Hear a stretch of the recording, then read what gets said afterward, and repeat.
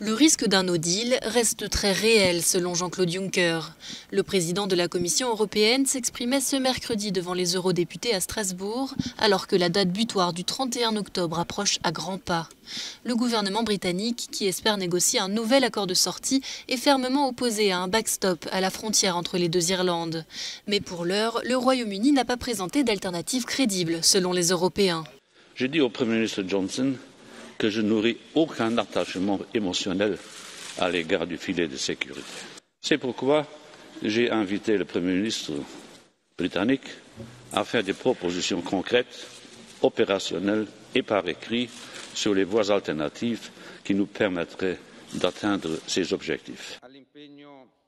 Michel Barnier, le négociateur européen en charge du Brexit, a mis en garde contre les conséquences néfastes d'un no deal pour les deux parties. Sous les moqueries des eurodéputés pro-Brexit, il a défendu l'idée d'un partenariat entre le Royaume-Uni et l'Union européenne. Ce partenariat prend comme point de départ un accord de libre-échange, Free Trade Agreement, mais il laisse, dans le texte actuel, la porte ouverte à davantage d'ambition s'il y a une volonté commune.